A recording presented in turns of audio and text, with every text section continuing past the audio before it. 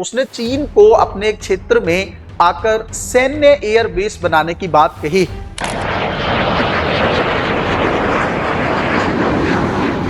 इस तरीके से पाकिस्तान की जो आईएसआई एजेंसी है वो लगातार जो है बांग्लादेश के अंदर उसके चीफ जा रहे हैं। पाकिस्तान के आतंकवादी जो ग्रुप हैं या जो टेरर ग्रुप्स हैं वो लगातार बांग्लादेश के अंदर बढ़ रहे हैं।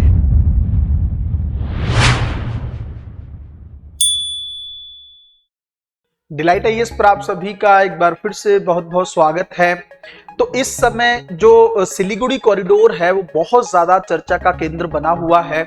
भारत की सुरक्षा के दृष्टिकोण से यह क्षेत्र काफी ज्यादा महत्वपूर्ण है, लेकिन अब इस क्षेत्र पर चीन, बांग्लादेश, म्यांमार ऐसे बहुत सारे देशों की बुरी नजर जो है वो पड़ रही। क्या है पूरा मुद्दा, गहराई से जानने का प्रयास करेंगे। किस तरीके से भारत जो है इस कॉरिडोर को बढ़ा सकता है जिससे भारत की सुरक्षा, एकता और अखंडता पर किसी भी तरह की चुनौती उत्पन्न ना हो। सबसे पहली चीज तो यह है कि आपको सिलीगुड़ी कॉरिडोर के बारे में अच्छे से पता होना चाहिए। भौगोलिक तौर पर अगर आप देखेंगे तो यह एक 20 से 22 किलोमीटर चौड़ी एक पट्टी है जो भारत की मुख्य भूमि को पूर्वोत्तर के 8 राज्यों के साथ जोड़ती है। अगर आप इसकी लंबाई की बात करेंगे तो लगभग 60 किलोमीटर के आसपास का ये एक कॉरिडोर है। चौड़ाई इसकी ज्यादा नहीं और इसके संकरे होने के चलते या इसके नैरो होने के चलते ही इसको चिकन नेक कॉरिडोर भी कहा जाता है।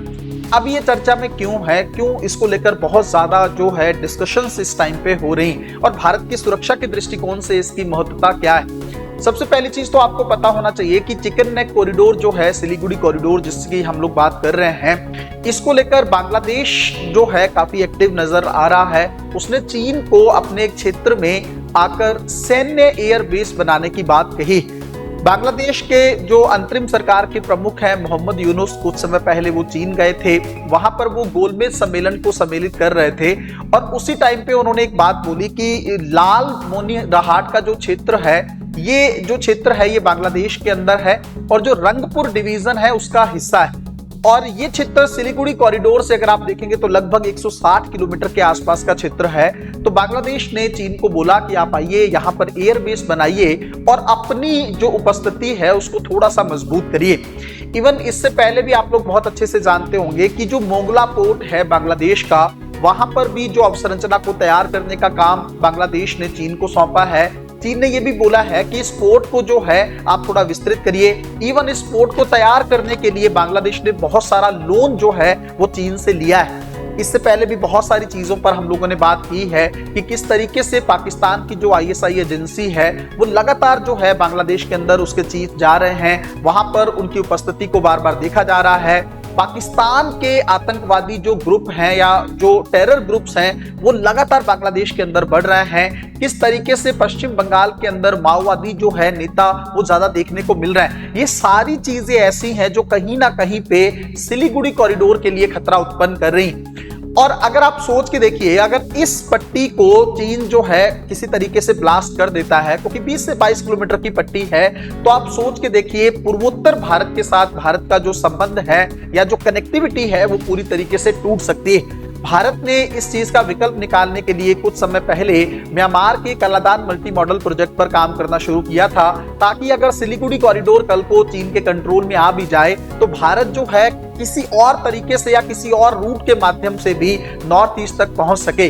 लेकिन आपको पता है कि म्यांमार के अंदर भी अभी सेना का शासन है, म्यांमार के अंदर भी गृह युद्ध चल रहा है। इसके चलते वहां पर वो प्रोजेक्ट अभी सक्सेसफुली इंप्लीमेंट नहीं हो पा रहा है। इवन भारत ने इससे पहले सितवे पोर्ट को लेकर भी काम स्टार्ट किया था, लेकिन वो सारे प्रोजेक्ट्स अभी ठंडे बस्ते के अंदर देखने को मिल सकते हैं। तो ऐसी सिचुएशन में सिलीगुड़ी कॉरिडोर जो है रणनीतिक रूप से और ज्यादा महत्वपूर्ण बन जाता है। आप सोच के देखिए कि एक ऐसा कॉरिडोर जिस पर चीन की बहुत पहले से नजर है। मैं अगर आप लोगों को बताऊं कि ये वो क्षेत्र है जहां पर ट्राई जंक्शन है। ट्राई जंक्शन मतलब 3 क्षेत्र यहाँ पर आसपास आप देख सकते हो। एक चुंबी वैली है, घाटी है, वो तिब्बत के अंदर हालांकि मुख्य रूप से पड़ती है, लेकिन भारत के सिक्किम के क्षेत्र में भी उसका कुछ हिस्सा देखने को मिलता है। वही जो भूटान का डोकलाम क्षेत्र है वो भी यहाँ पर देखने को मिलेगा। तो कहीं ना कहीं पे ये पूरा एक क्षेत्र जो है सिस्टमैटिक तरीके से या स्ट्रेटेजिकल तरीके से बहुत ज्यादा इंपॉर्टेंट है। चीन ने पहले डोकलाम को कैप्चर करने की कोशिश की, लेकिन उसमें वो नाकाम रहा, क्योंकि भारत की सेना ने जो है चीन को वहां पर बढ़ने से या वहां पर अवसंरचना का निर्माण करने से रोक दिया है। तो ऐसी सिचुएशन में सिलीगुड़ी कॉरिडोर के चीन का बहुत करीब आना, और अगर बांग्लादेश के अंदर वो एयरबेस बनाएगा तो भारत को कुछ ना कुछ ऐसे विकल्प सोचने पड़ेंगे जिससे इस पट्टी को थोड़ा सा चौड़ा किया जा सके या इसको थोड़ा सा विस्तृत किया जा सके। कौन से ऐसे ऑप्शन हैं जिसके माध्यम से भारत जो है सिलीगुड़ी कॉरिडोर को बढ़ाने के प्रयास कर सकता है, या भारत की सरकार अब थोड़ी सी एक्टिव भी है इन सारे मैटर्स को लेकर?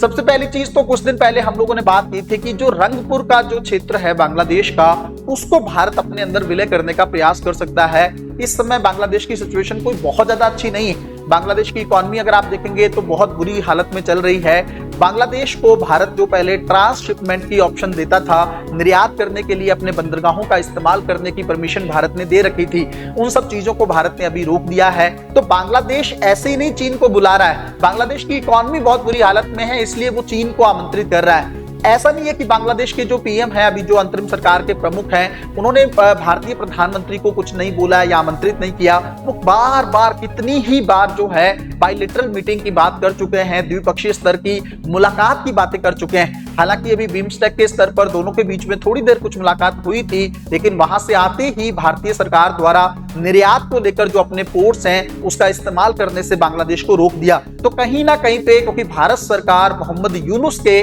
जो नापाक इरादे हैं उनसे परिचित हो चुकी है, इसलिए भारत सरकार अब जो है उनके साथ बहुत ज्यादा कोऑपरेशन नहीं करना चाहती। अब ऐसी सिचुएशन में एक चीज ये है कि रंगपुर वाला जो क्षेत्र है उसको जो है भारत अगर अपने अंदर मिला लेता है तो एक तो वहां पर जो हिंदू माइनॉरिटी है या जो अल्पसंख्यक वाले लोग वहां पर हैं उनकी सुरक्षा को सिक्योर किया जा सकता है, थोड़ा सा अच्छे तरीके से उनकी सिक्योरिटी इंश्योर की जा सकती है। दूसरा, यहाँ पर जो अपना सिलीगुड़ी कॉरिडोर है उसको भी बढ़ाया जा सकता है, जिसके चलते चीन की नजर को थोड़ा सा काउंटर किया जा सकता है। तो ये कुछ तरीके हैं। एक और तरीका हम लोगों ने कुछ समय पहले भी डिस्कस किया था कि भूटान एक अच्छा विकल्प हो सकता है भारत के नजरिए से।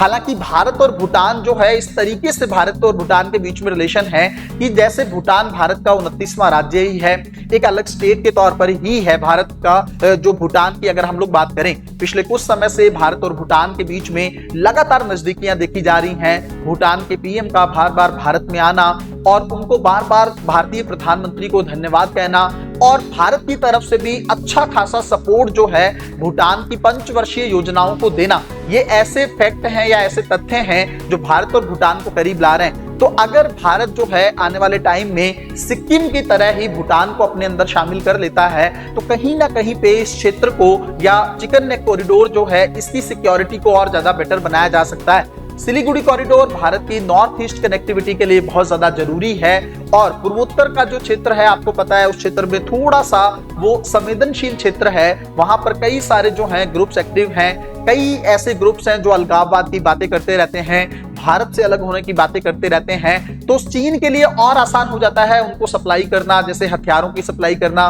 फंडिंग करना, ताकि इस क्षेत्र में वो लोग लगातार जो है अनस्टेबिलिटी को बनाकर रखें। हालांकि भारत अब जो है पूर्वोत्तर के ज्यादातर ग्रुप्स के साथ बातचीत कर चुका है, तो वहां पे स्थिरता एस्टेब्लिश करने के लिए सरकार बहुत ज्यादा एक्टिव है।